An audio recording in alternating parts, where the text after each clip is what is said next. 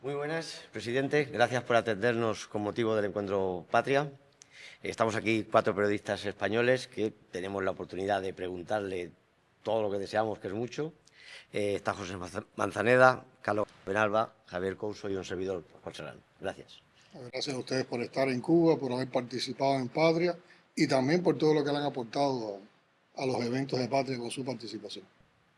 Muy bien, empezamos con la primera pregunta. Como de todos es sabido, el último periodo de la administración Biden hizo algo sorpresivo, que fue retirar a Cuba de la lista de países patrocinadores del terrorismo y también, sorpresivamente, una vez que entra Trump al gobierno, una de sus primeras medidas es volver a incluir a Cuba en esta lista. ¿Cómo interpreta usted esos cambios de posición? ¿A qué obedecen? ¿Qué explicación pueden tener? Yo creo que lo ocurrido es casi una caricatura de lo que es la política norteamericana. Primero, vamos a ver la naturaleza de la lista, ¿no? Se habla de una lista de países que apoyan el terrorismo. ¿De quién es la lista? Esa lista no está reconocida legalmente por ningún instrumento de Naciones Unidas, no la reconoce ninguna agencia de Naciones Unidas, no la reconoce ninguna institución de Estados Unidos. La lista es del gobierno de los Estados Unidos. Por lo tanto, el gobierno de los Estados Unidos pone en la lista a quien quiera poner. Y yo creo que ha usado la lista como un mecanismo de máxima presión a los países, a los gobiernos que no se dejan intimidar, a los gobiernos que no responden a la sumisión que de manera hegemónica Estados Unidos aspira con todo el mundo. Y ese ha sido el caso de Cuba, ha sido un instrumento de presión. Hay que decir también, y aprovecho la pregunta, para destacar lo que afecta que a un país, aunque sea una lista espuria e ilegal, que a un país lo pongan en esta lista. Porque de inmediato, cuando te ponen en esa lista, todas las instituciones bancarias, la mayoría de las instituciones bancarias que tienen relaciones con Estados Unidos y las agencias financieras te cortan todo servicio a un país. Eso es muy difícil para un país, más para un país como el nuestro, que lleva 65 años de bloqueo, que ahora tiene un bloqueo con una cualidad nueva, que es el recrudecimiento. No es el mismo bloqueo de los años 70, ni de los 80, ni de los 90. Es un bloqueo recrudecido y además una de las características de ese recrudecimiento es precisamente las implicaciones que tiene en la lista. Por lo tanto, la lista le hace mucho daño al país que incluyen en la misma. Entonces aquí tenemos la reacción de dos administraciones en el tiempo. La de Biden, que supuestamente tenía todos los elementos y todos los argumentos para saber que Cuba no apoya el terrorismo, nunca apoya el terrorismo. Nosotros hemos sido una víctima del terrorismo y está probado, está argumentado, está demostrado y hemos sido víctimas de un terrorismo apoyado por el gobierno de los Estados Unidos.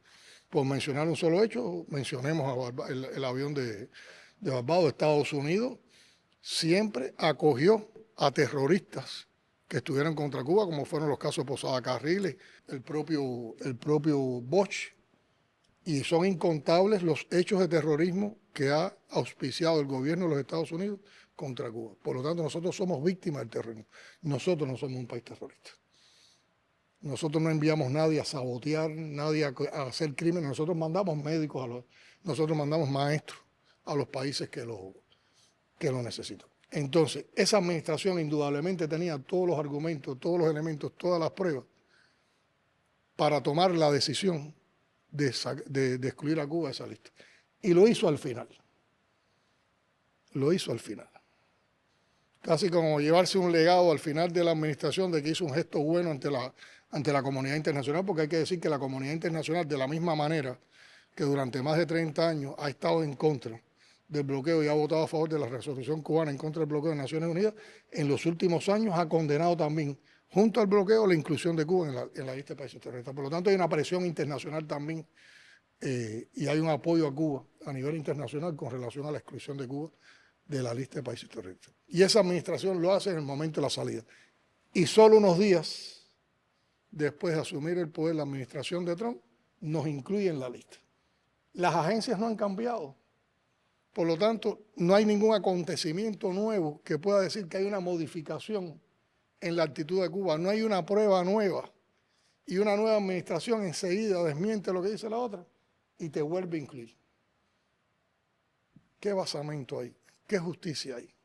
Es un hecho agresivo, es un hecho que solo puede estar marcado por el desprecio a un pueblo, por el odio hacia un pueblo, es un hecho de arrogancia, es un hecho de prepotencia y que justifica una vez más que uno de los elementos, uno de los mecanismos que usa el gobierno de los Estados Unidos en su afán de derrocar a la revolución cubana, como parte de ese concepto de asfixia económica para provocar el estallido social, ha sido manipular el tema de la inclusión o no en la lista de países terroristas. Por lo tanto, es una incoherencia de la política del gobierno de los Estados Unidos. Es una incoherencia. Y marca entonces la perversidad que hay en esa política. Así es como lo vemos esto que ha ocurrido. Hay personas que dicen, bueno, pero Cuba pudo disfrutar muy poco los días fuera de la lista. El problema no era de disfrute. Para nosotros que Biden, aunque tardíamente, nos sacara la lista, era un hecho de que nos daba la razón de que no había argumentos para tener nunca a Cuba en la lista. Y que Trump iba a incluirnos en la lista era una cosa que esperábamos. Era una cosa que esperábamos. Porque nosotros tenemos modelado las posibilidades de cómo puede actuar la política norteamericana. Son 65 años de resistencia, son 65 años de batalla, son 65 años de tener que enfrentar la manipulación, la calumnia, el odio, el desprecio de la principal potencia del mundo a solo 90 millas. Conocemos cómo piensa el gobierno de los Estados Unidos, conocemos cómo se mueve hacia Cuba. Pero en términos políticos, ante el mundo, se demostró que hay una falsedad, que hay una incoherencia en el gobierno de los Estados Unidos y que lo que Cuba ha denunciado es una verdad. No había elementos para nosotros estar en una lista de países que supuestamente apoyan el terrorismo. Una administración lo reconoce saliendo y otra lo incluye entrando. Es un país con una locura gubernamental tremenda. Hola, presidente. En los últimos meses, en los pocos meses de la actual administración de Donald Trump, el gobierno de Estados Unidos ha impactado o ha tratado de impactar hasta en 7 ocasiones con 7 paquetes de sanciones o medidas coercitivas contra Cuba, contra su economía. Le voy a citar 2 de ellas y me gustaría que nos dijera qué efecto pueden tener en la economía de Cuba y también en las condiciones de vida del pueblo cubano. Una sería el golpe o el nuevo golpe a las remesas de la inmigración cubana, y el segundo, las sanciones contra funcionarios tanto de Cuba como de terceros países que llegan a acuerdos médicos entre Cuba y otros países. Me gustaría que nos analizara un poco este asunto.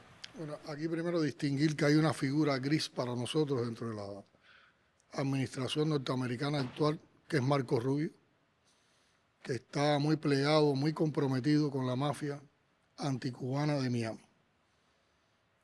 Y él es el que ha promovido esas medidas, el que está haciendo una presión junto a Clavel Carón, una presión constante porque la actual administración recrudezca las medidas de bloqueo. Y nosotros estamos preparados para enfrentar ese recrudecimiento.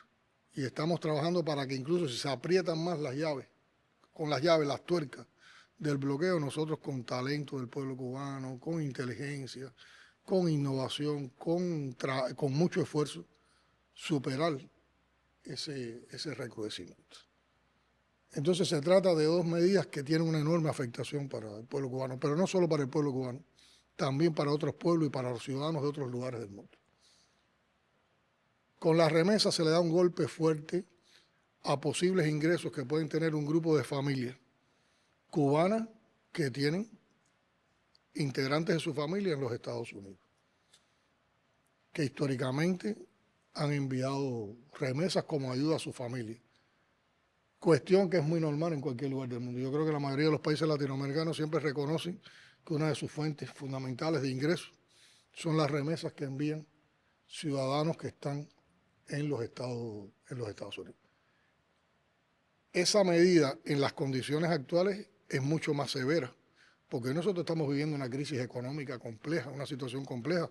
Ustedes la han apreciado, ustedes estuvieron también en barrios, ustedes tienen mucha perspicacia como periodistas, como comunicadores, para darse cuenta de la situación que viven las personas en Cuba. Y aquí hay una contradicción, y yo sigo montado en las incoherencias de la política norteamericana, que son las incoherencias que destruyen los propios argumentos con los que ellos quieren defender sus políticas. ¿Por qué Cuba tiene la situación económica esa actual que afecta a esa familia? Entre otras cosas, por el recrudecimiento del bloqueo. Entonces, por un lado, recrudece el bloqueo, por otra parte, como parte de ese recrudecimiento, le vas a quitar las remesas, vas a quitar la posibilidad de que los integrantes de esas familias puedan enviarle remesas a esa familia para que esas familias puedan tener una mejor situación económica, y por otra parte tú dices que la política que aplicas hacia Cuba es para beneficiar al pueblo cubano. ¿Dónde cabe eso? ¿En qué matriz? ¿En qué ecuación, con qué variables eso puede? Es totalmente contradictorio. Y yo creo que es una medida también de máxima presión, es una medida también de desprecio hacia las familias cubanas, de falta de sensibilidad hacia las familias cubanas, y afecta a muchas familias cubanas. Afecta a muchas familias. El pretexto es que si eso se tramita por una organización que, como ellos plantean, está en manos de los militares cubanos, lo cual es también una mentira. Y que eso lo que hace es favorecer al Estado cubano. Bueno, eso primero que favorece a las familias cubanas. Como las familias cubanas reciben ese dinero en Cuba, lo gastan en Cuba. Por supuesto, como hubiera pasado en cualquier lugar del mundo. El Estado puede recibir una parte de esos ingresos por los servicios que se dan o por las variantes en que se consumen o se gasta esa remesa. Pero ¿por qué eso tiene que ser un caso particularmente distinto para Cuba del resto del mundo? ¿Qué es lo que lo justifica? ¿Por qué se lo aplican a los cubanos y no se lo aplican a más nadie? Y el hecho de las brigadas médicas es un hecho detrás del cual también está Marco Rubio. Y es uno de los temas que está hoy con más presencia en las redes sociales y en toda esa plataforma de intoxicación que hay contra la revolución cubana.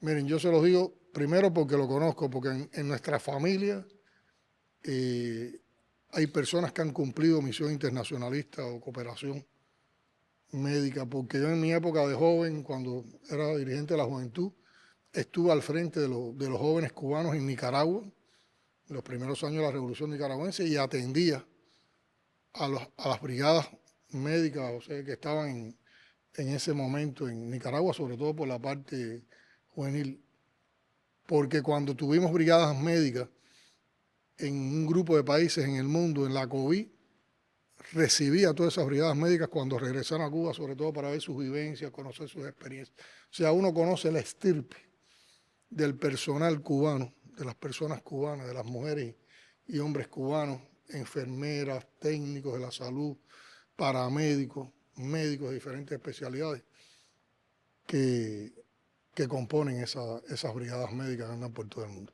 Cada vez que hacemos una salida internacional de trabajo, nos reunimos con los colaboradores cubanos en esos países. Esas son personas sumamente altruistas,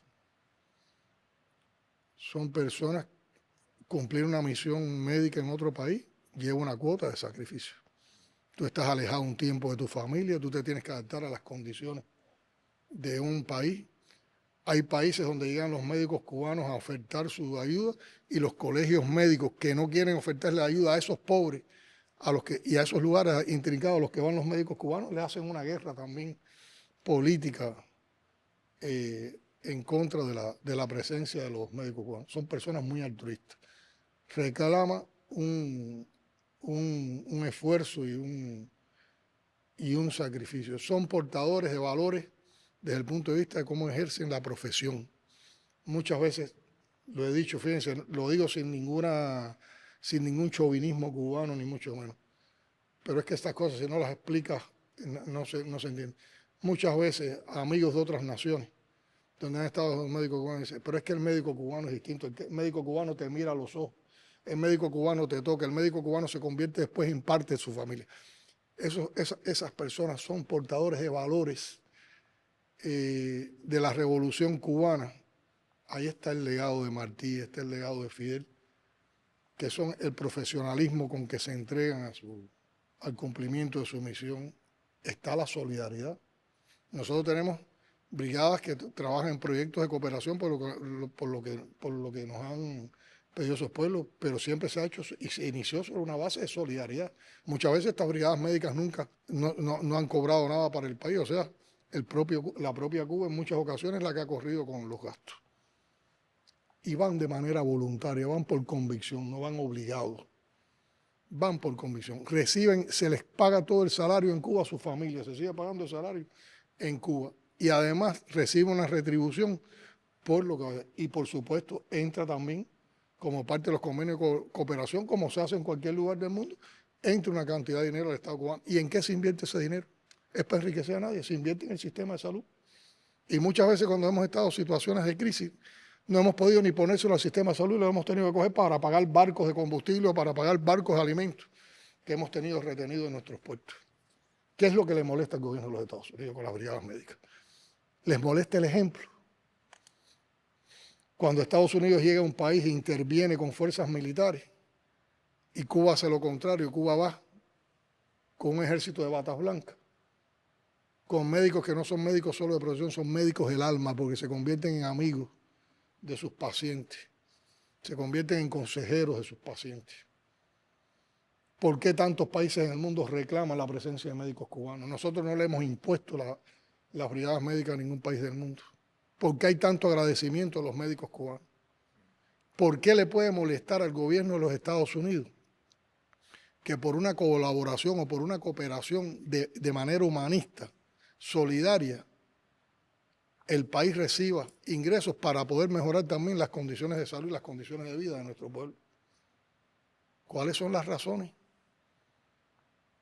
Entonces, como no hay razones, ¿cuál es la táctica? Ir a la calumnia, ir a la mentira, acusar de que es trata de personas, que es explotación de trabajo.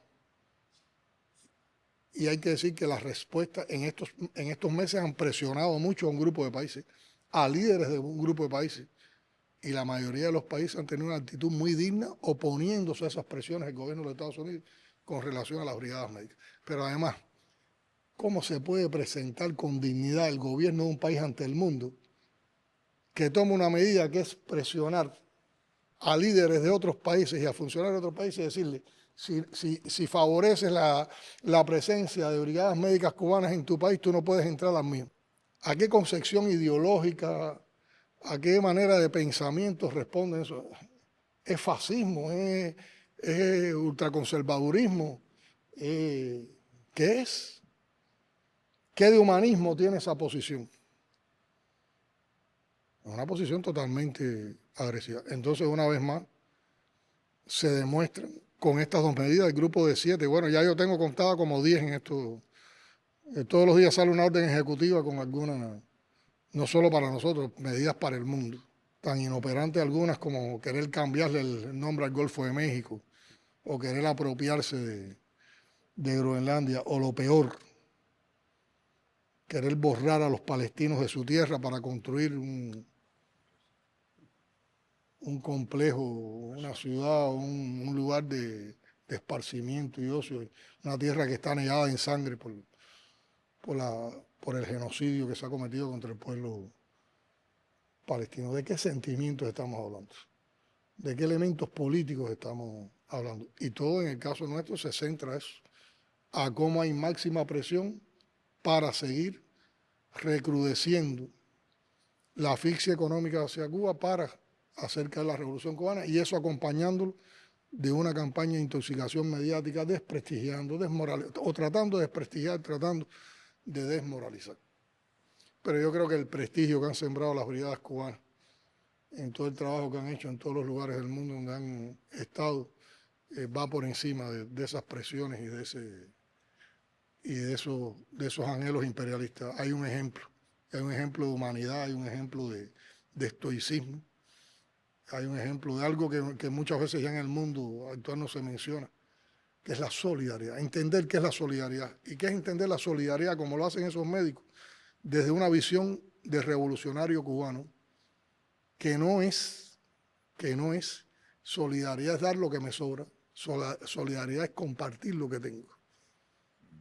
A veces médicos nuestros han ido a países cuando nosotros hemos tenido situación compleja también desde el punto de vista de la salud, cuando necesitamos también esos médicos para la población cubana, pero hemos dicho vamos a compartir y los que se quedan en Cuba se quedan sobrecargados. O sea, el tema de la brigada médica no es solo el que va, es el que se queda en Cuba, que asume entonces el trabajo de su compañera o de su compañero para que el otro pueda poner en alto el nombre de la salud cubana. Y la mayoría lo hacen con un apego a sus convicciones, con un compromiso con el ejemplo. Y yo creo que eso dice mucho de la calidad humana y revolucionaria de todos los que han estado involucrados en estas brigadas médicas durante tantos años de revolución. Y hemos llegado a los confines más apartados. Hemos llegado a los lugares donde nunca hubo asistencia médica. Incluso en países donde la derecha o la vuelta a la derecha hizo que se rompieran los convenios con brigadas médicas, todavía la población de esos lugares está reclamando la presencia de los médicos cubanos que tuvieron, que ya no tienen. Bueno, cambiando un poco de tercio, hay una cuestión que siempre se nos acusa o se nos señala a los periodistas cuando hablamos en Cuba o hacemos entrevistas, que tiene que ver con aquellas preguntas de estos días pasados. Es que no hablan de las cuestiones importantes. No habláis, por ejemplo, del apagón. Entonces, pues bueno, como la gente se queja de que no hacemos esas preguntas, pues aquí estamos para hacerlas. Vamos a hablar de los apagones. Entonces, estos días, además, pasados, hemos sufrido un apagón en el país de casi 48 horas. Y la cuestión es, ¿por qué no se ha podido prever ese apagón? ¿Cuáles son los motivos que han llevado a que no se pudiera adelantar el país a esa situación de blackout? ¿Por qué se ha producido? ¿Y cuáles son los planes que tiene el gobierno y el país para dar solución o intentar mitigar esas situaciones? Porque, bueno, es una cuestión que afecta a la ciudadanía directamente. Además, supone también un blackout en muchos momentos, antes lo hablábamos, psicológico, porque cuando se va la luz uno se queda parado pensando, ¿y ahora qué hago?, ¿no? Pero además afecta fundamentalmente también a un apagón a todo el sistema productivo del país, que tiene consecuencias no ya las inmediatas del apagón, sino posteriormente, bueno, un parón de la economía afecta, las consecuencias se pueden ver a medio plazo también. ¿Cuál es la posición o la perspectiva del gobierno en torno a la cuestión energética del país? Tenemos que explicar varias cosas. Tenemos que explicar más o menos cuál es la base de generación eléctrica del país, porque eso está en relación entonces con los combustibles que usamos, el origen de esa tecnología y las problemáticas que tenemos para poder explicar la situación. La generación eléctrica hoy de Cuba depende sobre todo de la generación térmica, o sea, con termoeléctrica, que consumen, por innovaciones que se hicieron en esos sistemas, consumen crudo nacional. Su mayor parte consumen crudo que producimos, que es un crudo pesado, y ahí empieza un primer problema tecnológico. Ese crudo pesado, como tiene alto contenido de azufre, en las calderas provoca mucha incrustación, o sea, procesos acelerados de incrustación, y por lo tanto las termoeléctricas trabajando con ese tipo de crudo necesitan en periodos más cortos los mantenimientos necesarios y las reparaciones capitales necesarias para poder trabajar con eficiencia. Tenemos otro grupo de, otra forma de generación, que es lo que Fidel concibió en un momento como generación distribuida, que eran grupos electrónicos que trabajan con fuel o con diésel, que no tenemos en Cuba, que hay que importarlo, o hay que importar crudo refinable, que no es el nuestro, para tener esos niveles de fuel y diésel, con lo que trabajan esa tecnología, que esas tecnologías permiten en los momentos del pico, o se diseñaron en los momentos del pico, para cubrir los déficits que habría de generación con las termoeléctricas, que también es una tecnología que necesita mantenimiento. Y por otra parte tenemos en una menor medida el uso de fuentes renovables de energía. Mini hidroeléctrica, un grupo de comunidades, nosotros no somos de ríos grandes y caudalosos que podamos tener, algunos parques eólicos con pocos megawatts y sistemas fotovoltaicos de generación eléctrico. Solo para mantener el sistema electroenergético cubano en mantenimiento y reparaciones capitales nosotros necesitamos más de 500 millones de dólares al año. Y el combustible que necesitamos adquirir para poder echar a andar los sistemas que llevan combustible importado, necesitamos en el orden de miles de millones de dólares. O sea, estamos hablando de una cifra de más de 1.500 millones o 1.600, podríamos llegar hasta 2.000 millones. Entonces, en los últimos años, sobre todo después que se recrudeció el bloqueo por un grupo de cosas que transcurrieron, que no tienen que ver solo con la situación de Cuba, tienen que ver también con la situación de países amigos que también han sido sancionados, que también han sido presionados, nosotros tuvimos menos disponibilidad de divisas. En primer lugar, pues se nos cortaron un grupo importante de las exportaciones. Estados Unidos bloqueó el turismo, por ejemplo. Trabajamos sin sistemas de crédito. Entonces se nos fue acumulando. Era previsible, se sabía, el sistema electroenergético nacional tenía los cálculos de cuánto había que ponerle, pero nosotros no obtuvimos la disponibilidad de divisas. Y durante 5 años se fue acumulando. Primero, no tener las divisas para comprar las piezas de repuesto y dar los mantenimientos, tanto a las termoeléctricas como a los grupos de generación distribuida. Y empezó un deterioro paulatino de los mismos. Llega un momento en que hubo las disponibilidades técnicas estuvieron por debajo del 50%, por ejemplo, en la generación distribuida. Esos son miles de megawatts de lo que les estoy hablando. Y la capacidad de las termoeléctricas, funcionando las termoeléctricas, a un 60 o un 70% de su capacidad. Y por otra parte, también estuvimos carentes de divisas para comprar todos los combustibles que nos hacen falta. Entonces, hay momentos en que el sistema ha fallado por roturas, por las implicaciones de los mantenimientos y las reparaciones que debemos, y otras veces el sistema falla o no está a plenitud por la falta de combustible. Y el peor de los momentos, falla cuando coinciden las dos cosas. Cuando hay déficit por combustible y cuando hay déficit por rotura en las plantas. Por otra parte, nosotros teníamos en el plan de desarrollo del país previstas inversiones en termoeléctricas que no se pudieron hacer. No se pudieron cumplir los contratos por todas estas presiones del bloqueo, no se pudo disponer de la divisa, porque el país iba creciendo y teníamos calculado cuánto teníamos que crecer también en generación. Si tú no creces en generación, no puedes crecer en las inversiones. Y eso fue creando mayor también desbalance entre oferta y demanda.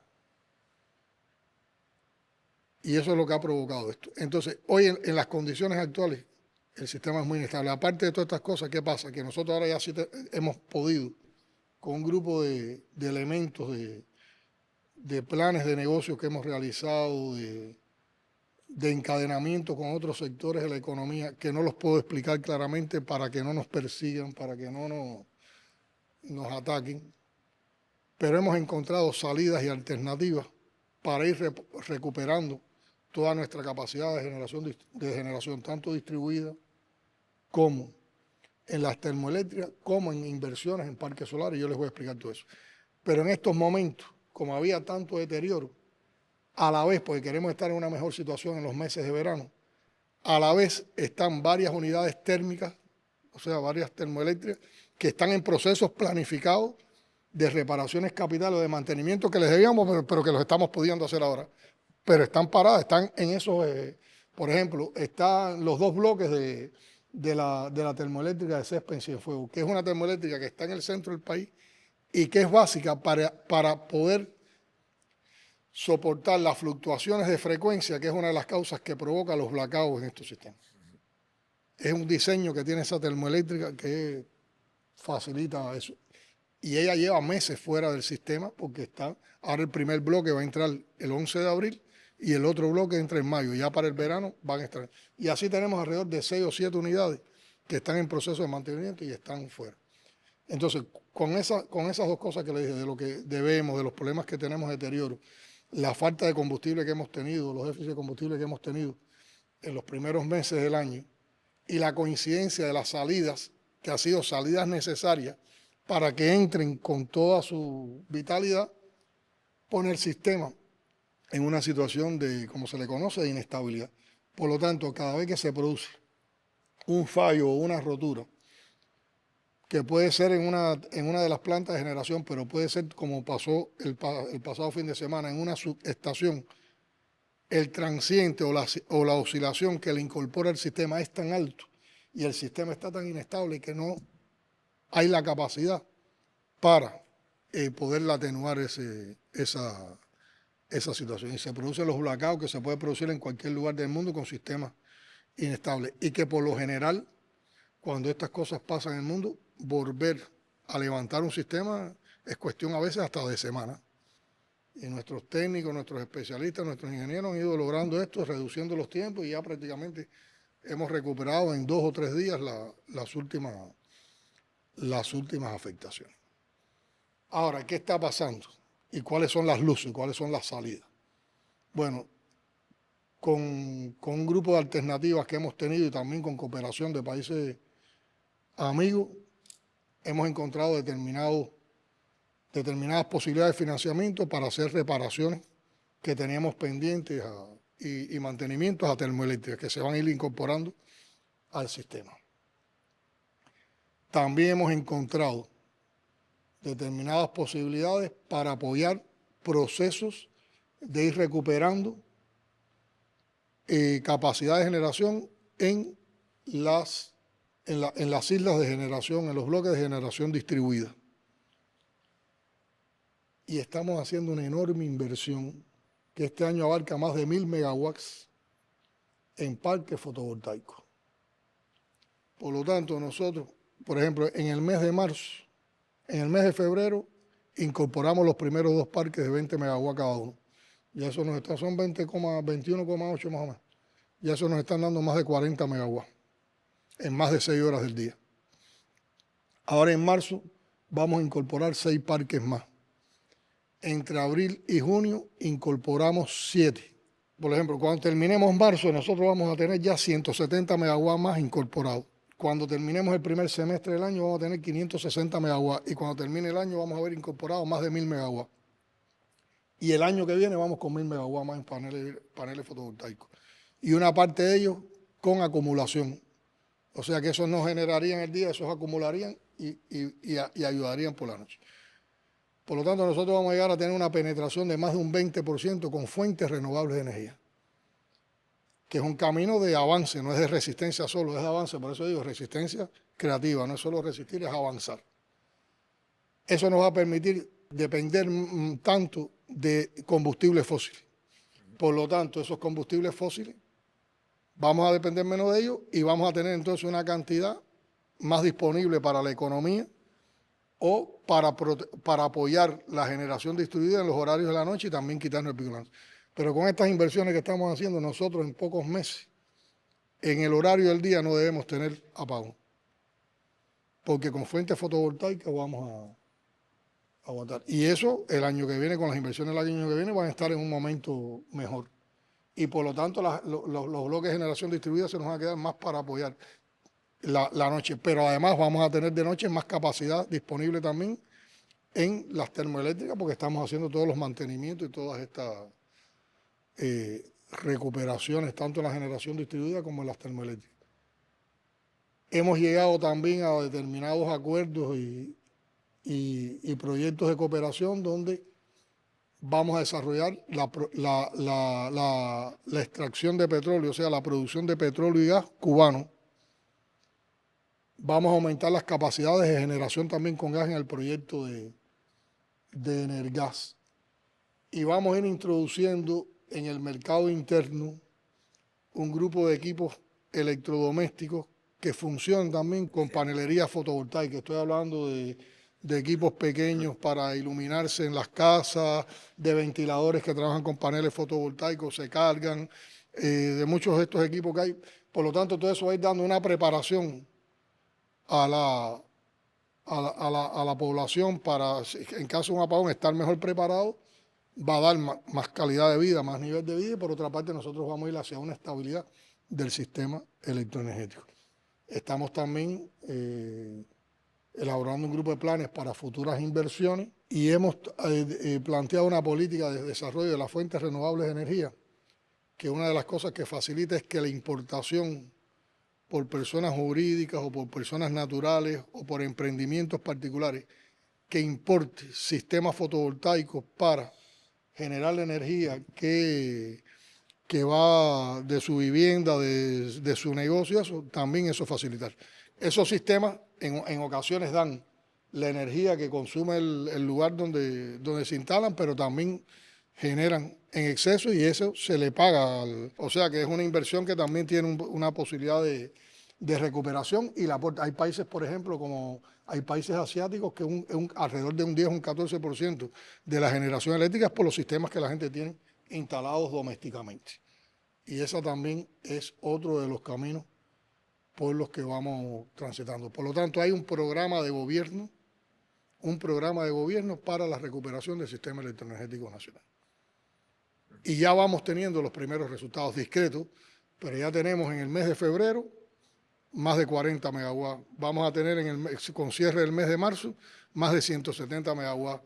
Con cierre del mes de junio más de casi 300 megawatts. Y con cierre del primer semestre 560 megawatts en paneles fotovoltaicos. Eso da indudablemente toda una garantía. Por ejemplo, si nosotros tenemos estable el sistema electroenergético en el día, todos los procesos productivos pueden estar trabajando, que hoy tienen afectación. Y eso es parte también de la economía, pues como tú decías, cuando falta la electricidad, falta el abasto de agua, porque los bombeos, también hemos hecho muchas inversiones en sistemas de bombeo de agua, de acueductos, que son fotovoltaicos y que independizan.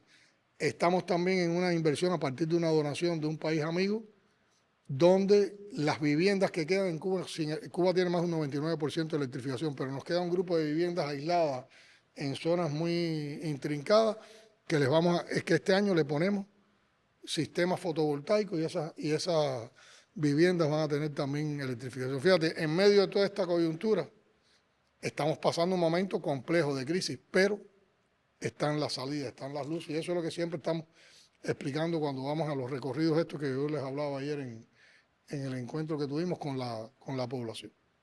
Pero es una inversión, es un proceso inversionista grande.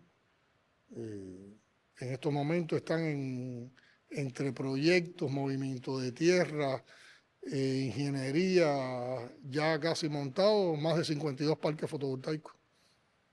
En estos momentos a la vez que eso lleva bueno, también eso da empleo, capacita a personas, nos prepara una fuerza de trabajo calificada en esas tecnologías que después también podemos poner a disposición por proyectos de cooperación de otros países que quieran realizar este tipo de enfoque hacia el uso de las energías renovables.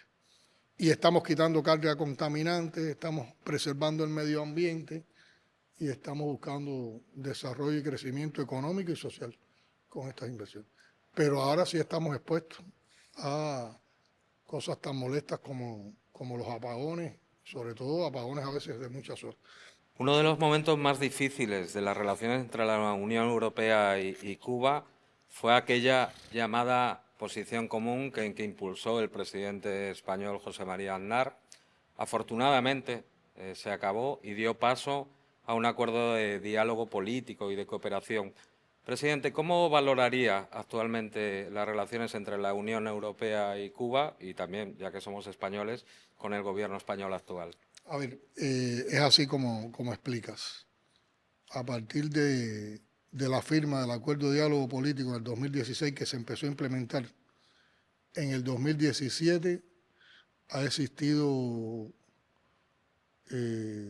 o sea, han llegado las relaciones entre Cuba y la Unión Europea han llegado a un nivel importante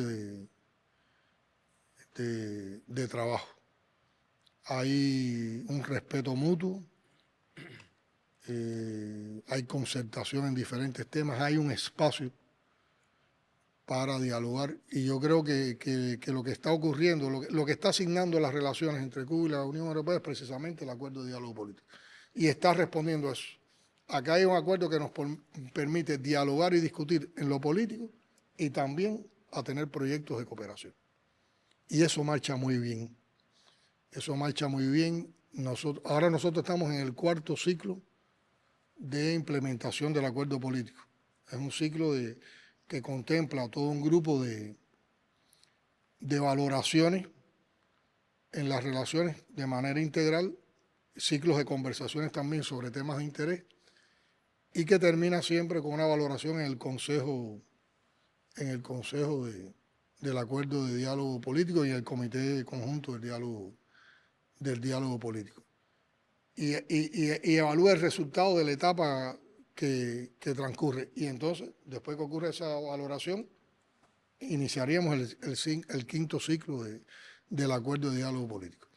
Eso nos ha permitido, con sistematicidad con la Unión Europea, debatir los temas de interés bilaterales que tenemos, incluso en los temas en los que no coincidimos. O sea que yo creo que también es un espacio transparente, es un espacio democrático, es un espacio de discusión honesta, abierta, con respeto, pero hemos evaluado temas en los cuales incluso tenemos discrepancias, no tenemos las mismas posiciones, pero también hemos podido discutir mucho sobre lo que nos une y sobre las cosas que podemos hacer de conjunto, sobre la manera en que podemos aportar de conjunto. Y además de eso, hay un enorme nivel de programas de cooperación, de proyectos de cooperación, de presencias de empresas europeas en nuestro país, en los sectores más importantes, incluso de la economía de Cuba. Por ejemplo, hay varias agencias de cooperación o de colaboración o de desarrollo europeas, distintamente se nombran así, que dan financiamientos para proyectos en Cuba, que han estado orientados fundamentalmente a proyectos de fuentes renovables de energía, a proyectos de desarrollo alimentario y de emprendimiento. Algunos apoyan proyectos educativos, algunos apoyan proyectos comunitarios, de intercambio y de cooperación en los sectores académicos, científicos, de ciencia e innovación, deportivos y culturales. Y hay empresas de las más importantes de Europa en sectores claves de la economía, en el sector energético, en el sector del turismo, en el sector industrial. Los países europeos en su conjunto como Unión Europea son uno de los socios comerciales más importantes de Cuba. Y yo creo que este es un acuerdo que marcha bien, hay una buena relación con el gobierno español, también tenemos una buena relación. Hace unos años pudimos recibir aquí al presidente Pedro Sánchez. Sistemáticamente hay visitas en Cuba también de los gobiernos de las autonomías. Hay una relación familiar entre Cuba y España, hay una relación de pueblos. Hay una relación de pueblos que incluso si hay un gobierno que quiera romper esa relación es imposible. El turismo español viene a Cuba. En Cuba se aprecia mucho la cultura española. Hay muchas raíces comunes también. En la vida de cualquier cubano, en la casa de cualquier cubano hay un motivo español. Nos une la literatura, nos une el arte, nos une nuestra lengua. Y en sentido general hay una posición de respeto entre ambos gobiernos y hay un buen nivel de relación. Ahora, esto no quita que para mantener el acuerdo de diálogo político siempre hay que alimentarlo con acciones, con una gestión responsable de los temas que abordamos desde ambas partes y sobre todo con el concepto de un respeto y que no se afecte la soberanía de ninguno de los componentes en el plano. Y tener conscientes de que hay grupos minoritarios, grupos que a veces responden a intereses personales, a intereses de determinada ideología,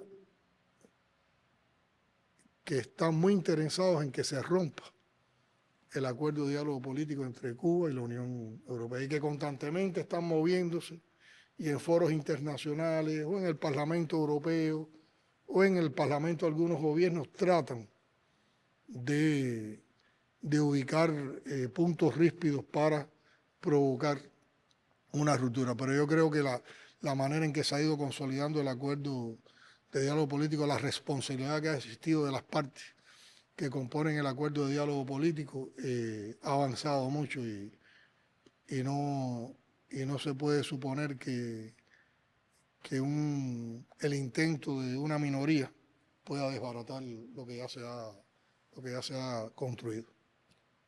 Volvemos al vecino del norte.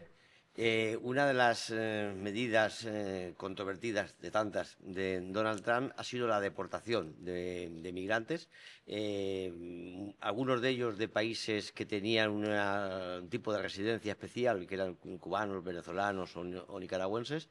Se han deportado ciudadanos cubanos y ha sido muy polémico los diferentes modos de deportación. En algunos casos han sido aviones de los países originales los que han ido a traerlos, pero en otros casos han sido bastante duras condiciones. Han venido algunos a Guantánamo y otros, como recientemente, de ese modo tan impactante que ha sido el de llevarlos a una cárcel en El Salvador, en unas circunstancias que se ha discutido mucho sobre si efectivamente eran delincuentes o no, pero que en cualquier caso han sido acusados de terrorismo y ha servido eso como justificación para llevarlos a una cárcel externalizada en El Salvador. ¿Qué piensa de esos procesos de deportación? ¿En qué medida han afectado a Cuba? Aquí tenemos que remitirnos un poco a la historia para entender, porque las relaciones de la emigración de cubanos a Estados Unidos tiene una historia y tiene un tratamiento, yo diría, diferenciado incluso por parte del gobierno de Estados Unidos, que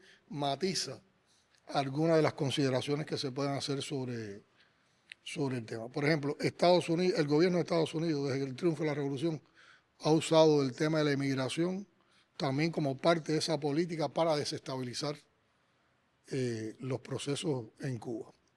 En los primeros años de la Revolución alentó la emigración para privarnos de profesionales y de fuerza de trabajo calificada.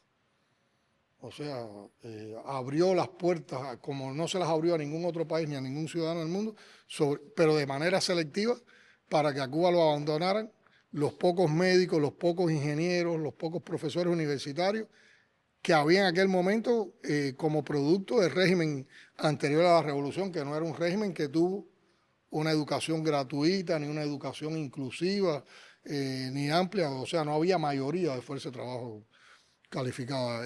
Solo las personas muy ricas podían llegar a tener una carrera universitaria, por ejemplo. Ese fue el comportamiento de los primeros años, que también fue un comportamiento brutal, pues trataron de separar padres e hijos. Monseñor Walsh, un miembro de la Iglesia Católica, fue uno de los que manejó una política, son los conocidos Peter Pan, mediante los cuales crearon toda una campaña de calumnia y de mentira de que en Cuba le íbamos a quitar la patria potestad a los padres sobre sus hijos, y padres desesperados, además con el anticomunismo de aquella etapa, un proceso revolucionario que comenzaba. Mucha gente mandaron a los hijos, se separaron, fracturaron la familia. Muchos padres murieron en Cuba sin ver a sus hijos, y muchos hijos supieron de la muerte de sus padres sin poderlos ver nunca. Fue algo, hay que ver cómo los Peter Pan, o los llamados Peter Pan, hablan de eso. Muchos de ellos con un pensamiento muy humanista, muy patriótico, formaron lo que se conoció un momento como lo que se conoce como la Brigada Antonio Maceo. Tuvieron un movimiento primero que era el Grupo Areito, tuvieron la posibilidad de visitar Cuba en los años 70, tuvieron un encuentro lindísimo con Fidel. Fue de los momentos, yo diría, fundacionales en los que el país y la revolución se vuelve a encontrar con esa emigración que estaba alentando regresar a su país, poderlo. Hay un documental lindísimo, me dan 55 hermanos. Fíjate que me emociono de mencionar eso, porque cuando tuvimos el año pasado el encuentro con los cubanos residentes en el exterior, que son encuentros que hemos ido alimentando, bueno, los inició Fidel, se han ido alimentando, preparándome para el encuentro.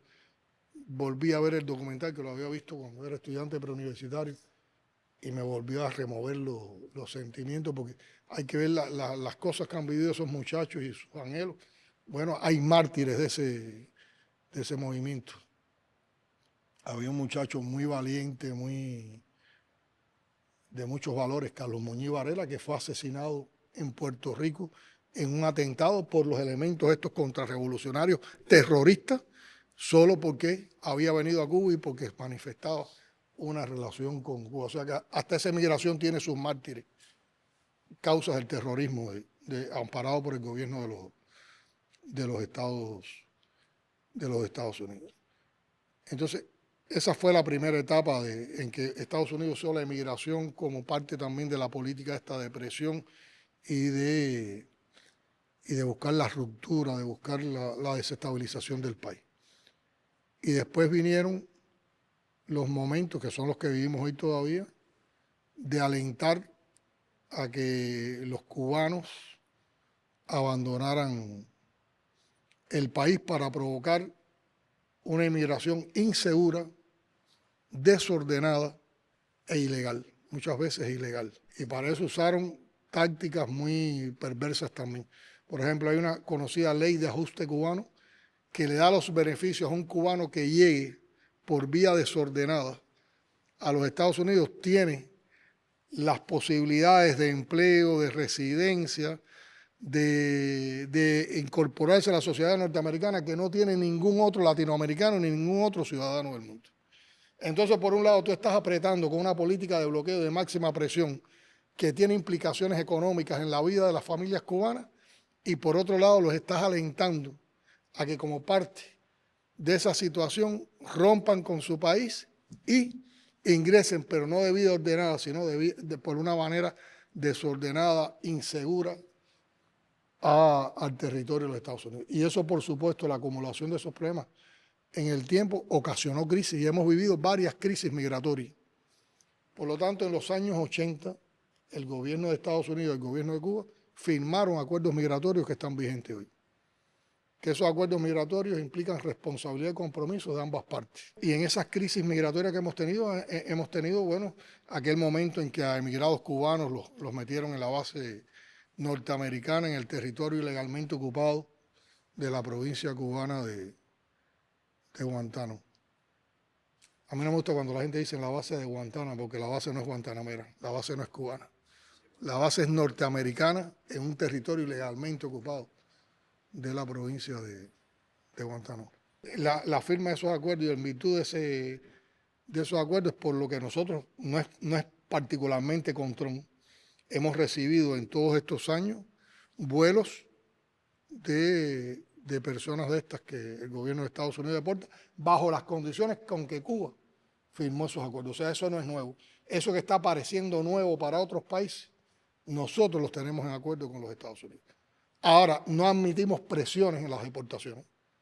Estamos trabajando con los conceptos que son fieles a esos acuerdos migratorios y que tienen que ver con las realidades del problema migratorio entre Cuba y los Estados Unidos. Pero nosotros estamos en contra. Nosotros, por lo que abogamos y por lo que fuimos a la firma de esos acuerdos migratorios con los Estados Unidos, era para provocar que la emigración de cubanos a los Estados Unidos fuera una emigración ordenada, fuera una emigración segura y fuera una emigración por vía legal. Fíjense que para colmo, después ustedes saben que nosotros hicimos reformas en nuestra política migratoria, abrimos muchas de las restricciones que había. Hoy hay cubanos que salen legalmente de Cuba y se convierten en ilegales por las políticas de Estados Unidos con relación a la migración. Y son esos que entonces ustedes los ven en los pasos por México, algunos se han metido en el lío del Darién, otros desde países centroamericanos tratando de llegar a la frontera con todo, pero salieron legales de Cuba y sin embargo se convierten en ilegales producto de esa política. Y yo creo que no es responsable, no es justo que un país que ha alentado la inmigración, que le ha vendido el sueño americano, no solo a los cubanos, a los latinoamericanos y a personas de todo el mundo, ahora esté hablando de deportaciones masivas, injustas, sobre la base de qué leyes, sobre la base de qué conceptos del derecho. Yo creo que es una política agresiva, es una política brutal, es una política inhumana.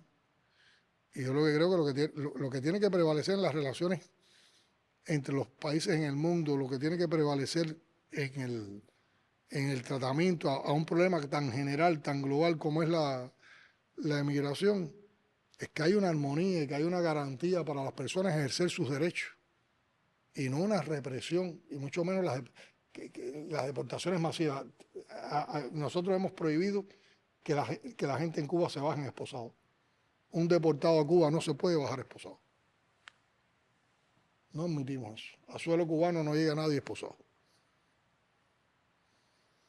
Hay que tener también una dignidad cuando se logra un acuerdo migratorio. Es una cosa muy sensible para las personas que están involucradas en esas situaciones. Hay un compromiso que no siempre Estados Unidos lo ha cumplido, de que debía otorgar como mínimo 20.000 visas anuales a cubanos. ¿Quién alentó programas de inmigración para que los médicos cubanos desertaran de las brigadas médicas? Estados Unidos. Ahora vas a deportar a esos médicos que tú le creaste el sueño americano como paradigma y que la mayoría de ellos no han podido ejercer como médicos y en su profesión en los Estados Unidos. Y estoy hablando, por eso les dije, había características particulares de Cuba, pues está la ley de ajuste cubano, está que nosotros teníamos acuerdos migratorios respondiendo a todas las crisis y la voluntad esa de buscar una emigración segura, legal y ordenada. Ese aliento a esa emigración ilegal, cuántas pérdidas de vidas humanas ha causado en las travesías esas inseguras en el mar. Y entonces, con relación a los emigrantes de otros países, ¿quién ha alentado a que esa gente vaya a Estados Unidos? ¿Quién ha alentado? ¿De dónde se producen las emigraciones, generalmente? De los países en desarrollo, de los países más pobres, donde tenemos los problemas económicos más duros, hacia los países más alentados. Eso es lo que han alentado. Pero eso se puede tratar de una manera ordenada, de una manera justa, con políticas adecuadas. Pero no con políticas estas, son de golpe, de bandazo, cargadas de una injusticia tremenda. Y eso, bueno, ahí te doy mis consideraciones y también te explico las particularidades de Cuba y explico también, pues alguna gente extrañada, no, pero los vuelos a Cuba, no. Estamos recibiendo los mismos vuelos que recibíamos en otro momento. Y no ha cambiado nada en los acuerdos migratorios. Si hubiera una intención de cambiar la política migratoria hacia Cuba, hay que sentarse en la mesa a discutir nuevamente. Y nosotros tenemos conceptos de dignidad, de humanismo con relación a cómo debe ser la migración. Hace unas semanas el gobierno de Estados Unidos anunciaba a bombo y platillo el congelamiento de los fondos de la USAID, la Agencia de Cooperación Internacional. Y además de provocar el fin de algunos programas de ayuda humanitaria, también provocaba el pánico, ¿no?, entre determinados actores de la contrarrevolución cubana, sobre todo algunos medios autotitulados como independientes. ¿Usted cree que esto realmente es el fin de esos llamados medios independientes o encontrarán una nueva vía de financiamiento desde la administración de Estados Unidos? Yo creo que hay dos componentes fundamentales hoy de la política esta de máxima presión de Estados Unidos hacia Cuba buscando la caída de la revolución. Una es la asfixia económica, bien descrita en el memorando de Mallory del año 60, que ahora tiene una manera nueva, una cualidad nueva, que es el recrudecimiento del bloqueo del que hemos hablado. Y la otra es la intoxicación mediática. Y lo que hay hacia Cuba es una operación mediática de gran envergadura, intensa y multidimensional para buscar desprestigio, desmovilización, ruptura. Se basa en la mentira, en la calumnia, en el asesinato de reputaciones, en el odio, en la manipulación. Nosotros siempre hemos denunciado que había fondos públicos y fondos no públicos de agencias del gobierno norteamericano con los cuales se apoyaban o se financiaban todo un grupo de proyectos mediáticos contra la revolución cubana. Y por lo tanto nosotros consideramos que si las personas que trabajaban en esas plataformas mediáticas sirviendo un gobierno enemigo sirviendo a un gobierno enemigo, financiado por un gobierno para agredirnos, eran mercenarios. Y la narrativa norteamericana trataba de desmontar eso. Y los propios mercenarios que formaban parte de esas plataformas trataban de desmontarlo también. Ahora llama la atención, ellos mismos se han descubierto, ellos mismos se han puesto al descubierto. Vino la política con relación a la administración de los USAID y se arma el gran cacareo. Ahora están cerrando, han tenido despidos masivos, TV Martí y Radio Martí. Pero además, fíjense, cuando se quiere hacer daño hasta donde se llega, nosotros hemos tenido por la inteligencia y la creatividad de nuestra gente condiciones tecnológicas que han impedido que Radio Martí y TV Martí pudieran, o sea, las mantuvieron por capricho. Y además porque ha sido el medio de vida de una parte importante de la contrarrevolución, a costa de los contribuyentes norteamericanos. El pueblo norteamericano debía pedir un día cuenta de en qué se gastaron parte de sus aportes presupuestarios para la subversión contra Cuba. Y ahora todos andan desesperados. Y eso es lo que está pasando ahora. Pero yo creo que va a haber mecanismos, va a haber otras maneras, reordenarán algo en la política, pero es que ese es un componente activo fundamental de la intoxicación mediática. O sea, el gobierno norteamericano en su afán de vencer a la revolución cubana necesita esos medios, los ha articulado, los creó, a esas personas las alentó. Entonces yo creo que de una manera u otra, tal vez más o tal vez menos, pero van a aparecer apoyos para esos medios. De todas maneras, lo que está pasando ahora, lo que sí demuestra que Cuba tenía razón, que no eran medios independientes. Concho, eres independiente y estás dependiendo del dinero que te está dando el gobierno de los Estados Unidos, una agencia del gobierno de los Estados Unidos. Y además, ¿quién va a administrar la USAID? Marco Rubio. Marco Rubio es parte de esa política. Marco Rubio alienta y apoya la política de que haya medios contrarrevolucionarios contra Cuba. Por lo tanto, va a cabildear para que se encuentre ese dinero. Pero lo que sí se ha puesto al descubierto que Cuba tenía la razón. En esta línea de lo que estás comentando, presidente, se podría decir, en cierto modo, hablábamos ahora de los medios financiados o con financiación directa o indirecta por la USAID o por otros mecanismos, ¿no? Ahí podríamos decir que el mercado se autorregula, aunque intentaran hacer siempre agua al dominó para intentar decir que no había financiación o que venía a través de los suscriptores, como han planteado ahora. Pero vamos a plantearlo desde otra perspectiva. Muchos países han estado desde 2018 elaborando legislaciones justamente para luchar contra la desinformación, porque, bueno, España, por ejemplo, recientemente elaboraba, en el 2021 fue una legislación que es la que permite luego prohibir medios como Russia Today, como Sputnik, aunque no pasara a través de ninguna sentencia judicial y en su Constitución, por ejemplo, no esté reflejado la libertad de información y garantizar la libertad de información. Bien, en ese esquema, como decimos, en los últimos años se está trabajando o bien por cartas de derechos digitales o bien reforzar en un contexto de guerra los mecanismos para luchar contra los bulos y la desinformación que vienen de los medios que se estaba hablando de financiados o mercenarios. ¿Cómo plantea Cuba hacer frente a esos medios? A esas campañas de desinformación. ¿Son una continuidad lo que estamos viviendo ahora? Porque Cuba lleva muchos años viviendo, no a través de los medios digitales, pero sí de otros mecanismos.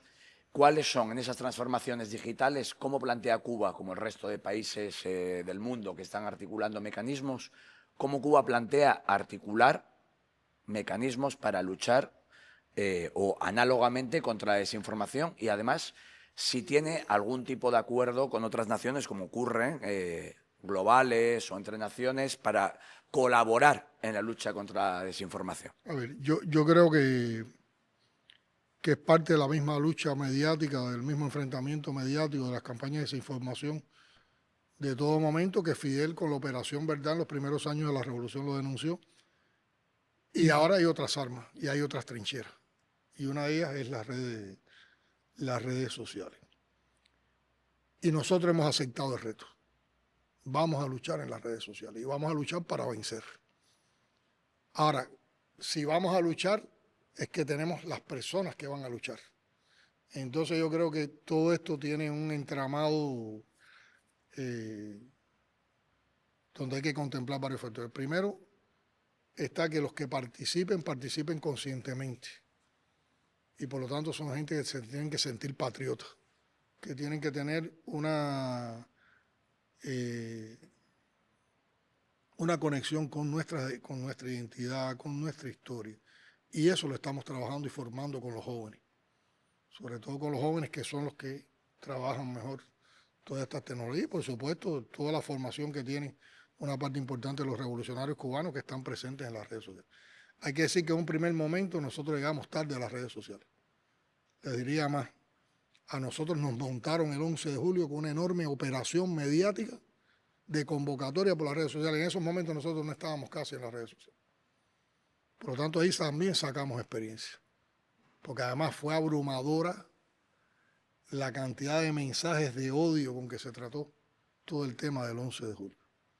Y aprendimos y nos articulamos. Y hoy tenemos una articulación en redes sociales, una articulación revolucionaria. Pero seguimos trabajando los temas de la formación desde la historia, desde las convicciones, desde los valores de nuestra juventud. También hay toda una estrategia educativa, formativa, para conocer estas tecnologías, para poder trabajar en estas tecnologías. Que está la parte tecnológica, pero está la parte de comunicación. Y nosotros todavía tenemos que avanzar mucho en comunicación política, tenemos que aprender mucho. Compartimos con ustedes, compartimos con otros. Patria es uno de los ejemplos que articula ya no solo las fuerzas cubanas, sino las fuerzas de la izquierda en el mundo, pero que también nos permite a nosotros tener aprendizaje de personas como ustedes, que son especialistas, que son expertos, que nos ayudan, que nos critican, que también nos enseñan. Estamos potenciando, por ejemplo, la articulación también, por ejemplo, desde la visión de los partidos comunistas, de las fuerzas progresistas. No hemos llegado a acuerdo con una nación u otra, pero sí las relaciones con los gobiernos y las fuerzas de izquierda que comparten nuestros propios principios, nuestras propias convicciones. Estamos articulando. Patria también fue un ejemplo de eso. Y constantemente estar viendo lo que va sucediendo y cómo nos montamos. Nosotros en la primera vez que nos articulamos solo en lo que es Hoy X. Ya hoy estamos en todas las plataformas. Ya hoy hay muchos programas que informan y desenmascaran los temas de las redes. Arlín, con un grupo de comunicadores, tiene un programa que se llama Chapeando en Radio, que desmonta, y fíjate, usando la radio, tiene una expresión en redes, pero usando la radio, que es un medio que todavía una parte importante de la población cubana acude a él, un programa que desmonta todas las campañas, va a las esencias de cada campaña, lo hace de una manera muy coloquial y la gente entonces pueden apreciar muy bien eso. Y toda esa educación, yo diría, de esta cultura de comunicación. Nosotros recientemente hemos aprobado una ley de comunicación social para el país. Hemos declarado la comunicación social, la comunicación política, la comunicación institucional junto a la transformación digital y a la ciencia y la innovación como los 3 pilares de la gestión del gobierno, porque también son 3 cosas que están muy relacionadas. Por lo tanto, estamos hablando de cómo montamos estrategias que permitan el aprendizaje, estrategias que permitan desarrollarnos y estar activos y que también nos den victorias. Hoy tenemos, hace unos años no teníamos casi plataformas web en ninguna institución estatal, en ninguna institución de los organismos de masa, en el propio partido, y hoy tenemos todo un desarrollo en todas esas cosas. Y además tenemos una comunicación, una relación con gente como ustedes, amigos de Cuba, de la Revolución Cubana, que también tienen sus trincheras en sus países y en sus organizaciones, y todo eso nos va a articular. Y yo sí defiendo mucho que nosotros tenemos, aunque las redes están manipuladas y las plataformas son generalmente enemigas, nosotros tenemos que estar ahí con nuestros contenidos. Y Fidel lo vaticinó muy temprano. Tenemos que estarnos con nuestros contenidos. Tenemos que convertir que los contenidos emancipadores, enaltecedores, humanistas estén en las redes sociales. Estén en las redes sociales. Relacionado con esa campaña de desinformación y con las características que tienen las condiciones actuales contra Cuba, en la última sesión de la Asamblea Nacional en el pasado diciembre, buscando también respuestas en la historia, y yo acudí a un artículo que escribió Martí en Estados Unidos cuando un periódico norteamericano, en el momento que Martí estaba organizando la guerra necesaria, salió un artículo que era muy ofensivo hacia la ética, hacia la moral de los cubanos. Era un artículo desprestigiado. Vaya, podía ser el artículo que pudiera, o el podcast que pudiera poner cualquiera de estos medios independientes, mercenarios, en redes sociales de ahora. Y Martí, en una época que no había computadora, que no había redes sociales, bajo la luz de un candil y con una pluma de ganso y tinta, en un tintero, escribió un artículo que se conoce como Vindicación de Cuba, que tiene una altura política, pero tiene una altura cultural, de identidad, de principios, y además está escrito con una belleza literaria que es contundente, y saca el orgullo de ser cubano. ¿Cómo somos los cubanos de verdad? ¿Cómo somos los cubanos de verdad? Y basado en esa historia, yo le pedí a los jóvenes cubanos en particular y al pueblo cubano, explicando todo esto de la campaña mediática, que todos teníamos que ir a una vindicación de Cuba en las redes sociales.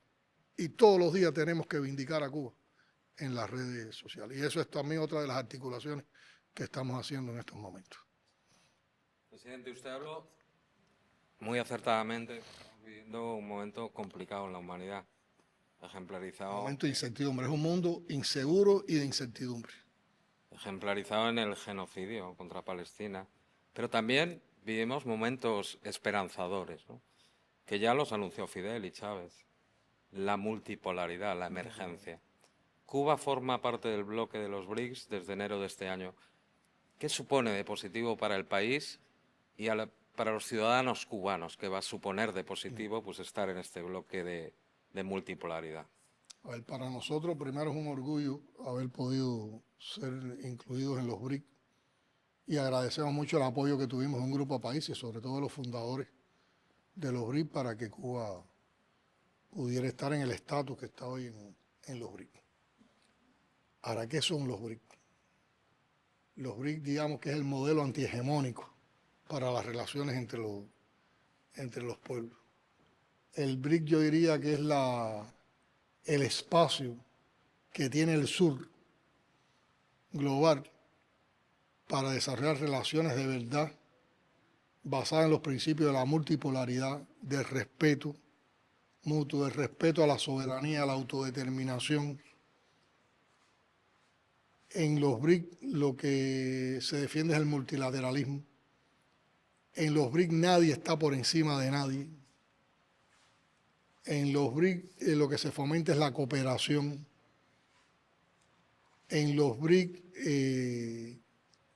se trata a todo el mundo de igual, a los grandes y a los pequeños, a los más desarrollados y a los menos desarrollados. Entonces yo creo que se convierte en un espacio realmente de esperanza. Los BRIC además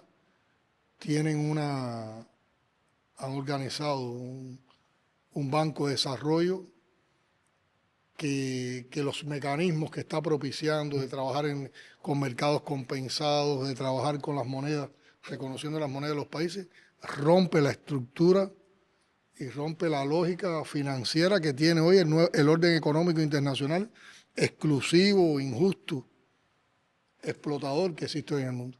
Por lo tanto, los BRICS yo creo que es también una puerta a ese orden económico internacional más justo, que puede propiciar un mundo mejor, más inclusivo, más equitativo, y que promueve entonces eso, porque los BRICS, uno de los principios que defiende es la complementariedad, como todos apoyando podemos complementarnos, cómo todos podemos aportar. El BRIC no es un espacio de lástima ni es un espacio de explotación. Es qué tú puedes aportar, qué yo puedo aportar y cómo entre todos aportamos y fomentamos esa gran comunidad. Y yo creo que los países que están liderando el BRIC lo están haciendo con mucha dignidad y se han abierto con un pensamiento también humanista, inclusivo, solidario hacia el resto de los países. Por lo tanto, yo creo que es una esperanza. Nosotros ya estamos proponiendo proyectos, sobre todo en las cosas en que hagamos coincidir potencialidades nuestras con las líneas que está apoyando más los BRIC. Entonces nosotros, en los campos en los que tenemos más experiencia y más solidez, como es la biotecnología, la industria biofarmacéutica, la educación, estamos brindando las posibilidades y estamos presentando proyectos a los BRIC. Por lo tanto, primero, para todo el pueblo cubano, para Cuba como país, en desarrollo, se abre una perspectiva, se abre una esperanza, se abre un lugar donde podemos ir como iguales, donde no hay medidas coercitivas, donde no hay bloqueo, donde se nos respeta y además podemos aportar. Y yo creo que ya los beneficios más directos que podamos tener, porque se habla sobre el concepto de una cooperación con beneficios mutuos. Tú aportas y a ti te aporta. Dependerá también de cómo la calidad con que presentemos nuestros proyectos, el interés que puedan despertar nuestros proyectos y que el desarrollo de nuestros proyectos dé resultados no solo para Cuba, sino para con los que compartamos esos proyectos. Pero realmente es una nueva etapa que se nos abre, es una nueva puerta que se nos abre. Yo creo que habernos reconocido es también un golpe al bloqueo. Mientras hay una gran potencia que quiere estrangularnos, hay muchos países en el mundo que nos abren las manos. Bien. Durante los años de los gobiernos de Chávez y Fidel, América Latina vivió un avance de gobiernos de izquierda y progresistas sin precedentes. Luego vino un retroceso y ahora hemos visto que Lula vuelve a Brasil. En México se mantiene la izquierda con Claudia Sheinbaum. El Frente Amplio recupera la izquierda para Uruguay. ¿Cómo percibe estos avances progresistas? ¿Cree que viene un nuevo periodo de izquierda? ¿Cómo cree que evolucionará la integración de América Latina? Yo creo que sí, que hay un periodo nuevo de izquierda, pero nos tenemos que unir más. Yo creo que una de las batallas fundamentales de la izquierda, de los principios que tenemos que defender en la izquierda es más unidad, que nos permitirá, por supuesto, articular mejor las cosas. Ahora también viene un proceso. En este año y en el que viene van a existir muchos procesos de elecciones en América Latina y el Caribe, y también hay que ver cómo queda conformado ese mapa en balance de fuerza de izquierda y de derecha.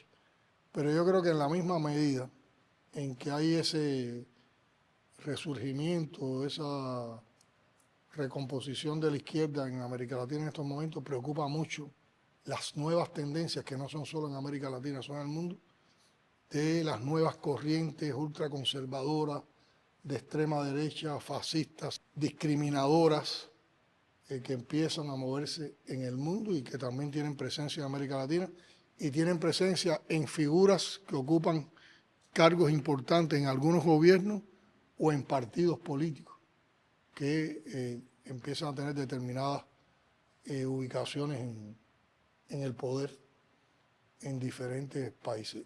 Y uno se pone a mirar uno dice, bueno, ¿de dónde salen estas corrientes?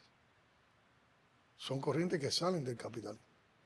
Son corrientes que a mi modo de ver son consecuencia de la frustración y el fracaso de tantos años de neoliberalismo, que entonces en buscar una capacidad de adaptación a los nuevos tiempos empieza a proliferar lo peor del pensamiento, que son esas ideas ultraconservadoras con esas características y lo peor, las ideas fascistas. Y a mí me llama mucho la atención cómo en un continente como Europa, que sufrieron los horrores del fascismo alemán o el fascismo italiano o el franquismo en España, empiezan a aflorar esas corrientes. Es como si los pueblos empezaran a olvidar su memoria histórica. Hubo holocausto, hubo crímenes, hubo campos de concentración. Hubo países que quedaron arrasados por el ejército hitleriano. Un solo país quería ser el dueño de todo el mundo. Un solo país despreciaba todas las identidades culturales y toda la historia de los otros países y de los pueblos. Un solo país se erigía como una idea hegemónica de que eran una raza superior, porque además todas esas ideas que postulan esas corrientes ideológicas son anticientíficas, no tienen ningún basamento en la ciencia, no tienen ningún fundamento en la ciencia. Son parte de una deformación ideológica, política, provocada por el fracaso que han tenido las políticas capitalistas de esta época, que han sido las políticas neoliberales. Pero hay que preocuparse. Preocupan, alarman y están presentes también en América Latina. Y si desde la izquierda no logramos también una posición unida enfrentando esas corrientes, pueden escalar posiciones y pueden cambiar el panorama de América Latina. Y recordemos que en América Latina hubo dictaduras sangrientas y en América Latina hubo desaparecidos. En América Latina, en países como Argentina, hay una generación que no existe. No podemos olvidar causas como las de las Madres de Mayo, pero en Cuba, con Batista, hubo una dictadura. O qué pasó en Chile cuando derrocaron a Salvador Allende. Recordemos cuando a Correa le quisieron dar un golpe de Estado, ¿se acuerdan aquel alzamiento y los golpes de Estado que se le llaman suaves en un grupo de países latinoamericanos, las revoluciones de colores y todas estas cosas que andan por el mundo son parte de estas estrategias de adaptación imperial? Y ustedes me pueden preguntar, bueno, ¿qué hacemos? Bueno, yo creo que también hay que trabajar con la memoria histórica de los pueblos. Hay que hacer mucho en la educación revolucionaria. Hay que trabajar mucho con los jóvenes. Hay que fortalecer todos los elementos simbólicos de identidad cultural, de identidad histórica. Tenemos que movilizarnos, tenemos que convocarnos y tenemos que denunciar. Y todo eso hay que hacerlo de manera unida. Es la vía para enfrentar esas corrientes y constantemente estar argumentando lo funesto que es eso, argumentando los orígenes, las esencias y mostrando qué es lo que necesita el mundo. A lo largo de su presidencia en los 2 últimos años, en estos encuentros que se celebran con otros jefes de Estado, hemos observado una gran cercanía con 2 que son para mí absolutamente importantes en el orden global actual, que es el presidente de la Federación Rusa y el de la República Popular China. Hemos visto además una gran cercanía y colaboración. No sé si esto es cierto, me lo puede confirmar o no, y en qué se sustancia realmente pues esa sintonía, esa colaboración. Me acuerdo ahora que me impresionó pues la inauguración de aquella estatua de Fidel en Rusia. A ver, yo creo, primero podríamos hablar de lo que es común. Son 2 países con los que hay relaciones históricas, independientemente de lo que ha pasado en la historia y los procesos históricos. Pero, por ejemplo, con Rusia y con China se van a cumplir este año 65 aniversarios del establecimiento de relaciones diplomáticas con los 2 países. Se fomentaron relaciones históricas. Rusia, cuando formaba parte de la URSS, fue para nosotros un aliado, un país con una importancia tremenda.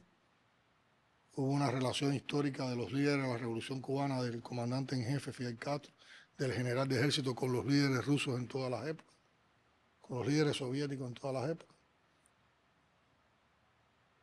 La Unión Soviética apoyó a Cuba en medio de las situaciones más complejas en aquellos años y favoreció el desarrollo que pudo tener la Revolución Cubana, y eso nosotros nunca lo vamos a olvidar.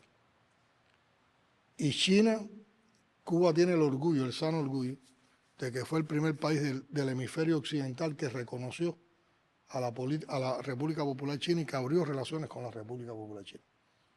y las históricas relaciones entre Cuba y China, que se formaron también por la relación del comandante en jefe con Mao Zedong y después las relaciones de continuidad que hubo entre los líderes de la Revolución Cubana, Fidel Raúl, con los líderes chinos, continuó. Y hay que decir que son relaciones que sobrepasaron los momentos históricos y acontecimientos que se produjeron en la historia. Ahora, en los dos líderes de esos países, tanto en el presidente Putin como el presidente Xi Jinping, que es además el secretario general del Partido Comunista Chino, en los encuentros que nosotros hemos tenido en los últimos años hemos apreciado un grupo de características que son comunes. Primero, un interés y un conocimiento de los problemas de Cuba, una sensibilidad hacia los problemas de Cuba y una disposición para cooperar y apoyar a Cuba. Y eso nos ha permitido darle continuidad a esas relaciones históricas en estos tiempos, profundizar en esas relaciones históricas y llevarlas a nuevos estadios. Ya hablando, eso sería lo común. Vamos a hablar de las características ahora peculiares de una relación con un país y con el otro. Bueno, con Rusia tenemos un alto nivel de diálogo político.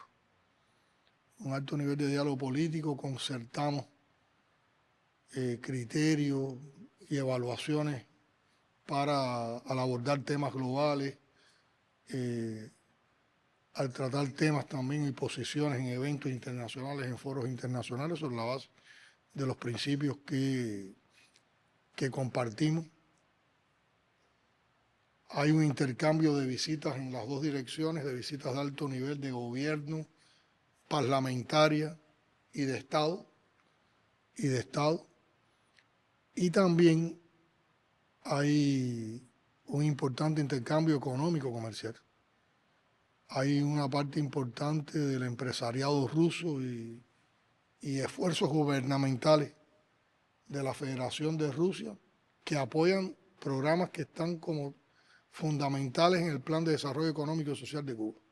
Y hay una participación importante de ellos en el ámbito energético, en el ámbito de la producción de alimentos, en el ámbito de la industria, del desarrollo industrial, del desarrollo del transporte, en el desarrollo del turismo. Hoy Rusia es uno de los países que más crece con su presencia del turismo en Cuba. Hay un amplio intercambio educacional, de educación superior. Hoy la Federación de Rusia nos oferta un grupo de becas importantes de carreras universitarias, pero también para cursos de posgrado, de especialidades, doctorados y maestrías en las ramas fundamentales que nosotros tenemos necesidad y solicitamos. Y es un sistema de becas muy favorable para desarrollar nuestra fuerza de trabajo calificada. Y también, por supuesto, hay un importante intercambio en cultural, deportivo y a nivel social. Y van teniendo impacto. Hay muchos programas que nos deben ir dando a nosotros un grupo de resultados tanto en lo económico como en lo social.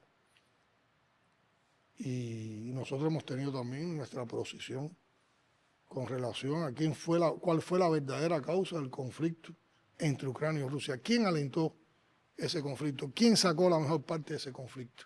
Fue el gobierno de los Estados Unidos, exportando la guerra como siempre hace. En los más de 2 siglos que tiene de fundada esa nación, todas las guerras, excepto la guerra de la Revolución de las 13 colonias y la guerra de secesión, todas las guerras fueron afuera. Y en todas las guerras han sido los aportadores de combustible, de armas, y de todas las guerras han sacado importantes ingresos. Y ya era insostenible la posición de acercar a la frontera las bases militares de la OTAN. Nosotros estamos por la paz, por la cultura de paz, pero hay que respetar a los países, porque se cumplan los principios de la Carta de las Naciones Unidas, de la Convención de Viena, pero también hay una manipulación mediática y casi que desataron la rusofobia para desprestigiar a la Federación Rusa. La vida ahora está demostrando quién tenía la razón. ¿Quién tenía la razón? Y qué era lo que estaba en juego. Y esas es las relaciones que tenemos. En los próximos días va a funcionar nuevamente una sesión de la Comisión Intergubernamental entre Cuba y Rusia, que son análisis que hacemos periódicos de cómo marchan nuestras relaciones económicas y comerciales. Y con China tenemos un amplio diálogo político, con un respeto mutuo, con una admiración mutua, y somos excelentes amigos, hermanos, pero además de eso tenemos la disposición y el compromiso de ayudarnos mutuamente en los momentos difíciles. Por ejemplo, nosotros hemos recibido, al igual que de Rusia, en momentos difíciles como huracanes u otras circunstancias, inmediato apoyo. Con China entonces tenemos relaciones interpartidistas, 2 partidos comunistas en el poder. Tenemos relaciones interpartidistas, tenemos relaciones parlamentarias, tenemos relaciones de Estado, tenemos relaciones gubernamentales y también tenemos un amplio espectro de relaciones económico-comerciales y proyectos de cooperación. Con China sistemáticamente hay un intercambio de delegaciones, de visitas en ambas direcciones.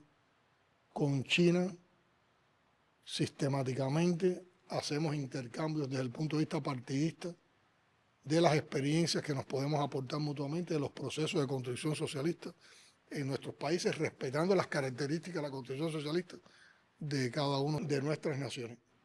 Y China está muy presente en un grupo de proyectos, sobre todo los que están en los sectores que más demandan hoy una cooperación internacional en nuestro caso, que son el sector energético, el de la producción de alimentos, las telecomunicaciones y la ciberseguridad, pero también tenemos un amplio intercambio en relaciones académicas, culturales, deportivas, científicas, de innovación en la biotecnología y la salud, igual también que con Rusia. Hemos apoyado mucho las iniciativas que a nivel global ha lanzado el presidente Xi Jinping, y de hecho tenemos el orgullo también y la satisfacción de que somos el primer país de América Latina y el Caribe que está construyendo una comunidad de futuro compartido con la República Popular China, donde están incluidos todos estos programas de los cuales les hablamos. Respetamos el principio de una sola China, y tanto China como Rusia son países que históricamente han apoyado a Cuba en la lucha contra el bloqueo y también en la denuncia de la inclusión de Cuba en una lista de países que supuestamente apoyan el terrorismo. Las relaciones con ambos países son relaciones de mucho respeto. Y con China nos hemos propuesto incluso tener unas relaciones que sean un ejemplo de lo que puede ser la relación entre una gran potencia y una pequeña isla. Y pueden ser relaciones ejemplares de lo que el mundo necesita para América Latina, para el Caribe, para los países del sur. Hemos apoyado también, por supuesto, la relación de China con la CELAC, y tenemos una admiración tremenda por el desarrollo chino. Y vemos las victorias del Partido Comunista Chino como victorias también cubanas. Y también todo lo que podamos tener de aprendizaje, como ellos también de manera muy modesta dicen que aprenden de Cuba, y sobre todo admiran mucho la capacidad de resistencia de nuestro pueblo. Tanto Putin como Xi Jinping han manifestado su admiración por el comandante en jefe y también su amistad con el general de ejército. Recordemos que Xi Jinping visitó Cuba, y a partir de ese momento, todos los encuentros que hemos tenido, se ha logrado fomentar un grupo de consenso que también valoramos sistemáticamente del camino por el cual avanzan nuestra relación. Presidente, bueno, ya nos vamos acercando al final. Estamos ya en la pregunta de cierre. Como usted ha explicado muy bien, el pueblo cubano está atravesando una situación muy difícil, una gran crisis económica en el país, producto de un conjunto de sanciones, de una guerra económica brutal. Y desde fuera hay millones de personas expectantes, angustiadas en algún caso sobre el destino de Cuba. Hay un enorme movimiento de solidaridad con Cuba, también hay un movimiento de la emigración cubana patriótica muy expectante sobre el futuro del país. Usted ha explicado los avances en la recuperación del sector eléctrico, pero en general, ¿qué mensaje se le podría dar a todas estas personas? ¿Qué perspectivas, sobre todo temporales, se les podría dar en torno a, digamos, a la solución, a la salida de esta situación del país? A ver, nosotros tenemos estrategia. Nosotros tenemos una estrategia económica como un programa de gobierno que abarca un programa de estabilización macroeconómica, tiene también un programa de soberanía alimentaria, tiene planteamiento, un programa para lograr la estabilidad del sistema electroenergético nacional. Hay todo un grupo de políticas públicas, de programas sociales que mantenemos independientemente de la situación. Tenemos destacados 3 pilares de gobierno, la ciencia y la innovación. Estamos en un proceso de transformación digital en el país y en un proceso también de potenciar la comunicación política, la comunicación. Lo que pasa es que son tantos los problemas acumulados y es tanta la situación de máxima presión que se ha ejercido sobre nuestro país que esos problemas no se resuelven en un día. Tenemos que estar trabajando y acumulando resultados, discretos resultados, para lograr los saltos cuantitativos y cualitativos que necesitamos. Y para eso, en nuestra historia, está la respuesta. La primera respuesta es que nosotros lo que tenemos es que preservar la unidad entre los revolucionarios cubanos, entre la mayoría del pueblo cubano. Esa es nuestra principal fortaleza. Y estamos planteando que esa unidad en los momentos actuales la tenemos que defender desde la participación.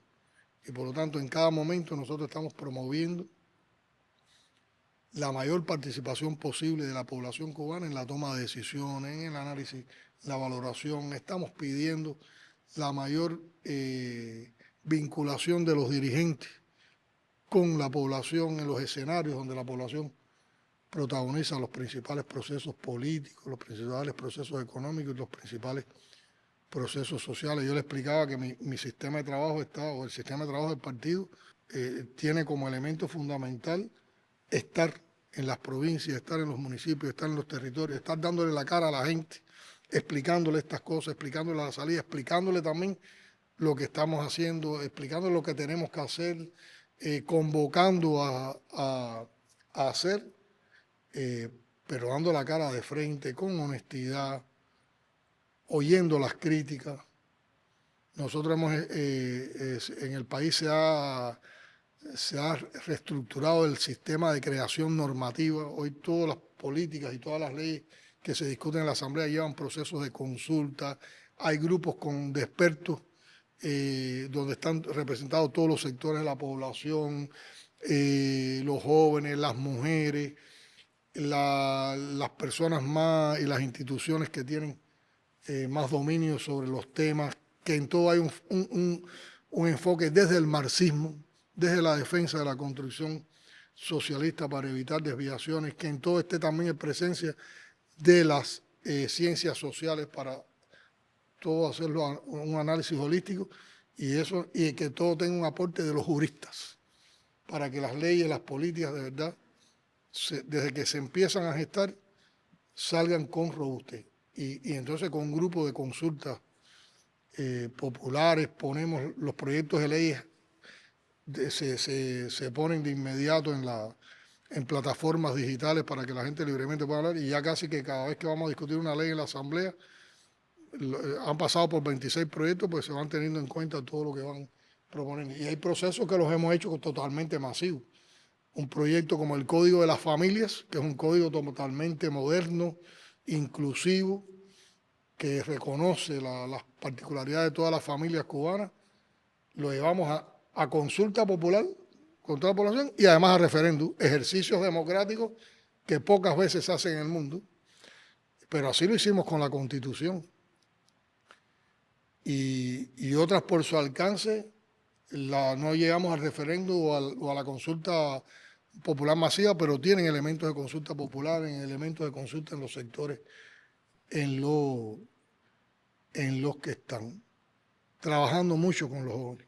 Y sobre todo que los jóvenes conozcan nuestra historia, conozcan la historia del país y que no digan que son revolucionarios automáticamente porque han vivido y han crecido y han nacido en un país que lleva adelante una revolución socialista, sino porque lo sientan, porque vibren ellos esa fibra revolucionaria, pues se sientan orgullosos de ser cubanos.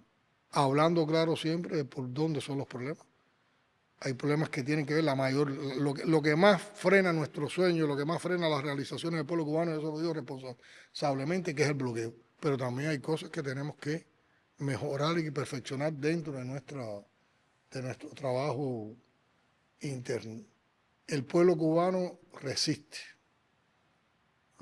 por su propia voluntad, por su propia convicción, por su capacidad. Es un pueblo heroico. Pero el pueblo cubano también resiste porque sabe lo que significa la revolución cubana para el mundo. Y para nosotros es un sentido de mucha responsabilidad ver cómo hay tantas personas en el mundo, incluso en las latitudes más distantes de Cuba, que han hecho del centro de su vida el apoyo a la revolución cubana. Y nosotros eso no lo podemos traicionar, no lo podemos frustrar. Nosotros no queremos que nos vean como una sociedad perfecta. Pero nosotros sí aspiramos a construir una sociedad mejor y queremos trabajar con todos los que quieren un mundo mejor, que no solo puede ser posible, sino que es necesario que sea posible lo más antes, por la incertidumbre con la que se vive actualmente, por la desigualdad con que se vive, por lo quebrado que están los valores también en el mundo. Y lo que sí les puedo asegurar, y responsablemente, me atrevo a decirlo en nombre de la mayor parte del pueblo cubano, es que aquí no se rinde nadie. Aquí no se rinde nadie. Y podrán seguir apretando el bloqueo, podrán seguir difamando de todas las realizaciones en las redes sociales, pero hay mucha moral, hay mucha historia que defender y hay mucho coraje en el pueblo cubano. Y ustedes ténganlo por certeza, la generación o las generaciones que hoy por un proceso natural en la historia están asumiendo la continuidad del proceso revolucionario, están ocupando en estos momentos las responsabilidades del gobierno, del partido, de las instituciones, a todos los niveles, desde el nivel local hasta el nivel nacional, son generaciones leales al pensamiento de Fidel, al pensamiento de Raúl, a la generación del centenario. Aprendimos de ellos, tenemos sus mismas convicciones y vamos a defender la revolución cubana, dispuestos hasta dar la vida, hasta las últimas consecuencias estamos dispuestos a ofrendar por defender este país. Y yo siempre digo una cosa, además es una convicción que se me multiplica en todos los encuentros que tenemos con este pueblo. Por este pueblo tan heroico hay que morirse. Hay que morirse, porque todos los días da lecciones de una ejemplaridad, de un heroísmo. En vez de ver desaliento, en vez de ver frustración, siempre arriba, siempre buscando cómo salir adelante, siempre buscando cómo luchar y cómo triunfar. Y también reconociendo que tenemos tendencias negativas que en tiempos de crisis se agudizan y se muestran de una manera, en una mayor dimensión, que también tenemos que enfrentar, pero la tenemos que enfrentar así, discutiendo nuestros problemas, primero reconociendo los problemas que tenemos con honestidad y entonces buscando los caminos y las vías para enfrentarlos. Ahora, ese heroísmo del pueblo cubano se alimenta también mucho de la solidaridad que recibe de los amigos en el mundo que apoyan a Cuba, de gente como ustedes, de todos los que salen a combatir, de todos los que primero nos defienden y después discuten con nosotros las cosas que no entienden o lo que creen que debemos mejorar, y lo hacen con una honestidad tremenda, pero siempre combatiendo. Y nosotros sabemos lo que cuesta en el mundo defender a Cuba y cómo se presiona y cómo se trata de evitar que haya personas y grupos y países y organizaciones y partidos que quieran defender a Cuba. Por lo tanto, eso no lo van a defraudar. Ustedes van a seguir viniendo a Cuba. Ustedes van a seguir encontrando una Cuba en revolución, vamos a seguir teniendo eventos como Patria, nosotros vamos a seguir aprendiendo de todo lo que ustedes nos aportan y nos enseñan con sus propias vivencias diarias en el campo de la comunicación, y así vamos a ir creciendo todos. Gracias a ustedes por la oportunidad de este encuentro. Gracias. Presidente Llajanera, nos hemos sentido cómodos, preguntando con libertad y sin restricciones. La grabación ha sido sin continua. Muchas gracias por sus palabras. Y la próxima vez yo le pregunto un poco a ustedes. Muchas gracias. Gracias. Gracias, presidente.